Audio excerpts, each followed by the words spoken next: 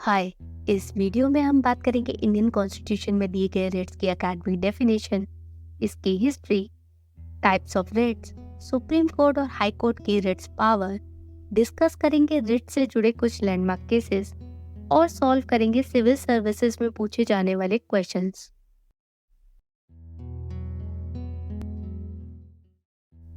Rates एक तरह के रिटन ऑर्डर्स और डायरेक्शंस होते हैं जो या तो सुप्रीम कोर्ट अंडर आर्टिकल 32 यानी राइट टू रेमेडीज या हाई कोर्ट में अंडर आर्टिकल 226 यानी writs power of high court के तहत इशू किए जाते हैं। ये इंडियन सिटीजन्स को उनके फंडामेंटल राइट्स के उल्लंघन के खिलाफ संवैधानिक उपाय प्रदान करते हैं।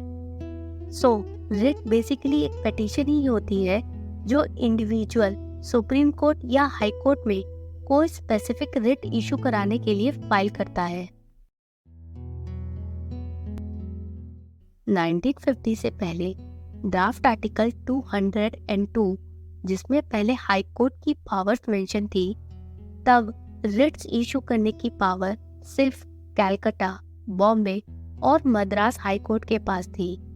लेकिन 7 जून 1949 से लेकर 7 सितंबर 1949 तक पार्लियामेंट में डिबेट के बाद आर्टिकल 226 ऐड किया गया, जिसके तहत सभी हाई कोर्ट्स को रिट्स इशू करने का अधिकार दिया गया।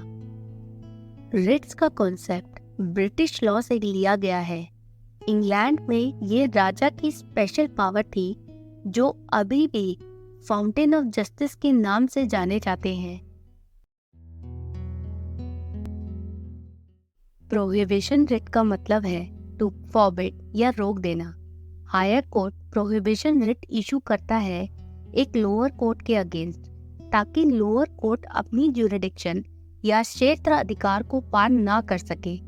प्रोहिबिशन रिट सिर्फ जुडिशियल और क्वासी जुडिशियल अथॉरिटीज के खिलाफ इशू की जाती है, but administrative authorities, legislative bodies और इंडिविजुअल्स के अगेंस्ट नहीं होती है।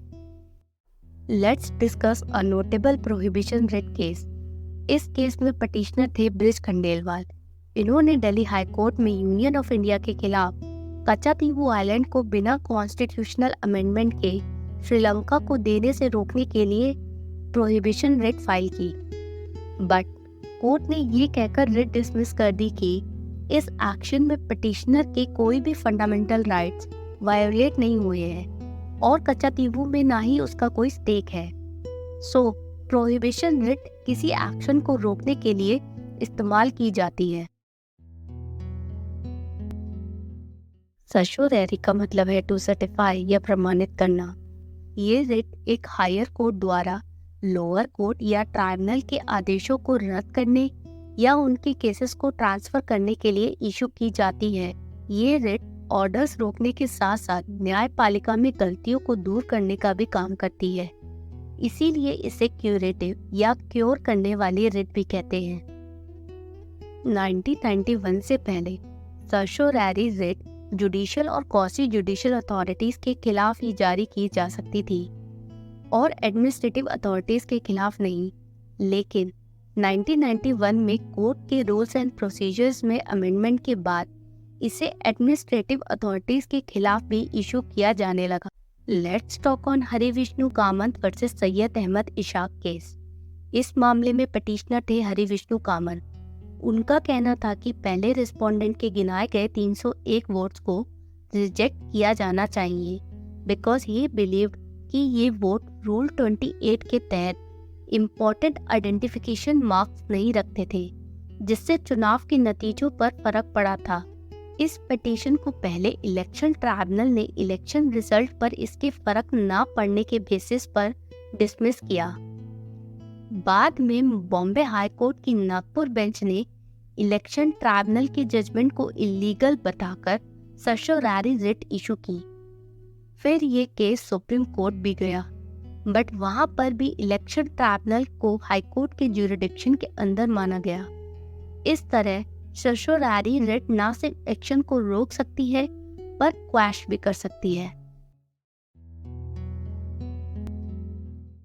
मैंडेमस का मतलब है वी कमांड या हम आदेश देते हैं।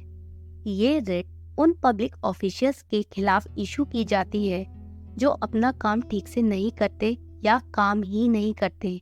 मैंडेमस रिट की इशुएंस पर उन्हें अपना काम दोबारा शुरू करना पड़ता है। Mandamus writ government, public officials, inferior courts, tribunals and public corporations के खिलाफ जारी की जाती है। इसे private individuals, president and governors and chief justice के अगेंस्ट इशू नहीं किया जा सकता। बेसिकली ये केस वुमेन प्रिजनर्स के कस्टोडियल वायलेंस से जुड़ा था। इसमें पटिशनर शीला बरसे, एक पत्रकार ने सुप्रीम कोर्ट को एक लेटर लिखा जिसमें उन्होंने वुमेन प्रिजनर्स के साथ होने वाले कस्टोडियल वायलेंस को लेकर शिकायत की। कोर्ट ने इस लेटर को as mandamus writ petition accept किया और देश भर की जेलों में एक सेफ कस्टडी को लेकर गाइडलाइंस इशू की। सो मैंडेमस बेसिकली मैंडेटरी एक्शंस लेने का ऑर्डर है। हबीज कॉर्पस का मीनिंग है किसी बॉडी का होना। इस रिट का पर्पस किसी इंडिविजुअल को इलीगल डिटेंशन या हिरासत से मुक्त कराना होता है। अगर कोई इंडिविजुअल किसी कॉम्पिटेंट अथॉरिटीज के ऑर्डर से डिटेन किया जाता है तो इस रिट का यूज नहीं कर सकते। Habeas corpus writ public officials और प्राइवेट इंडिविजुअल्स के अगेंस्ट इशू की जाती है। हबीज कॉर्पस का use military detention, preventive detention, judicial orders, immigration detention और नेशनल सिक्योरिटी डिटेंशन के केसेस में नहीं कर सकते। Moving to habeas corpus example case. इस केस में रिट पिटिशनर थे जबलपुर के एडिशनल डिस्ट्रिक्ट मजिस्ट्रेट, जिनकी पिटीशन थी कि इमरजेंसी जैसी सिचुएशन में अंडर आर्टिकल 226 हबीज कॉर्पस के रिट या किसी भी दूसरी रिट को लेकर कोर्ट के पास जाने का अधिकार नहीं होना चाहिए। सुप्रीम कोर्ट ने 4:1 की मेजॉरिटी से स्टेट के इंटरेस्ट में हबीज कॉर्पस या बाकी रिट्स को इमरजेंसी के दौरान सस्पेंडेड ही रखा। In short, habeas corpus illegal detention से तो बचाता है, बट जरूरी है कि डिटेंशन नेशनल सिक्योरिटी और इमरजेंसी की वजह से ना हुआ हो। क्यों वारंटो का मतलब है बाय व्हाट अथॉरिटी और वारंट या किस अधिकार से। कोर्ट इस रिट को उन पब्लिक ऑफिशियल्स के खिलाफ इशू करता है जिन्होंने अपनी पोजीशन अनलॉफुली होल्ड की हो। फॉर एग्जाम्पल, अगर mister x income tax office में ऑफिसर है बट उसके एजुकेशनल डॉक्यूमेंट्स फेक है, दैट मीन्स उसने ये पोजीशन को अनलॉफुली होल्ड किया है। ये रिट प्राइवेट इंडिविजुअल्स के खिलाफ इशू नहीं की जा सकती। Moving on to quo warranto writ case. ये इलीगली पोजीशन होल्ड करने का केस था। इसमें पिटिशनर जॉर्ज जोसेफ ने क्यो वारंटो रिट फाइल की against S Chandramohan. George Joseph का कहना था एस चंद्रमोहन का नाम सिलेक्शन कमेटी की लिस्ट में नहीं था। ये केस पहले हाई कोर्ट में गया, वहां एस चंद्रमोहन की अपॉइंटमेंट को क्वैश कर दिया, लेकिन फिर सुप्रीम कोर्ट ने एविडेंस के बेसिस पर हाई कोर्ट के फैसले को रद्द कर दिया और रिट पिटीशन को डिसमिस कर दिया। सो क्यो वारंटो सीधे सीधे किसी इंडिविजुअल को अनलॉफुली पोजीशन होल्ड करने से हटाने की रिट है। सुप्रीम कोर्ट केवल फंडामेंटल राइट्स के एनफोर्समेंट के लिए ही रिट्स इशू कर सकता है, लेकिन हाई कोर्ट फंडामेंटल राइट्स के साथ साथ लीगल राइट्स के लिए भी रिट इशू कर सकता है। सुप्रीम कोर्ट इंडिविजुअल या गवर्नमेंट के खिलाफ पूरे भारत में कहीं भी रिट इशू कर सकती है, जबकि हाई कोर्ट इंडिविजुअल या गवर्नमेंट के खिलाफ अपने ज्यूरिसडिक्शन के अंडर ही रिट इशू कर सकती है, लेकिन हाई कोर्ट उन केसेस में अपने ज्यूरिसडिक्शन के बाहर भी रिट इशू कर सकती है जब मैटर उनके ज्यूरिसडिक्शन में रेज हुआ हो।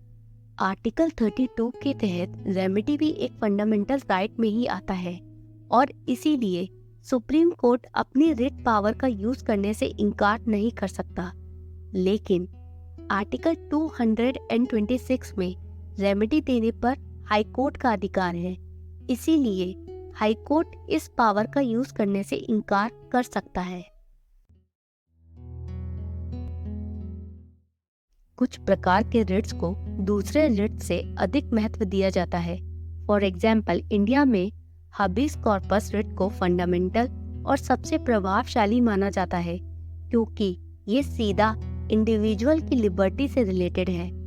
दूसरे रिट्स जैसे मेंडामस, प्रोहिबिशन, सचुरारी और क्यू वारंटो हबीस कॉर्पस के साथ कॉम्प्लीमेंट्री की तरह देखे जा सकते हैं।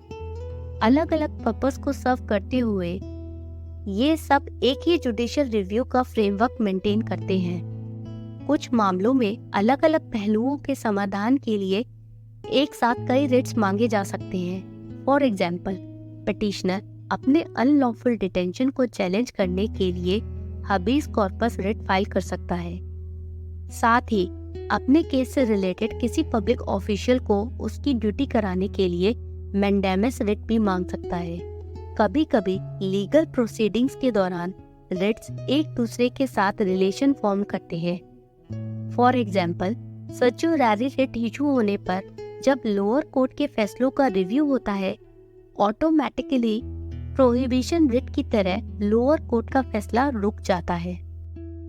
Exhaustion of remedies. In some cases एक पार्टी को कोर्ट या ट्राइब्यूनल से रिट मांगने से पहले सभी अवेलेबल रेमेडीज का इस्तेमाल करना होता है। अगर पिटिशनर ने सभी ऑल्टरनेटिव रेमेडीज का इस्तेमाल नहीं किया है तो कोर्ट ऐसी रिट्स को डिक्लाइन कर सकता है। Time limitations. सचुरारी और क्यो वारंटो रिट के केसेस में लोअर कोर्ट और ट्राइब्यूनल के डिसीजन के बाद एक लिमिटेड टाइम फ्रेम में ही हायर कोर्ट में कॉन्टेस्ट कर सकते हैं, उसके बाद नहीं कर सकते।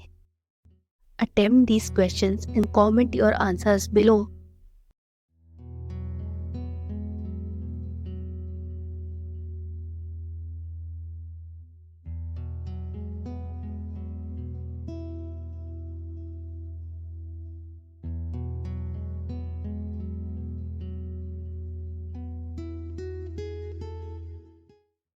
इस वीडियो पर अपने थॉट्स या सजेशंस जरूर कमेंट सेक्शन में शेयर करें।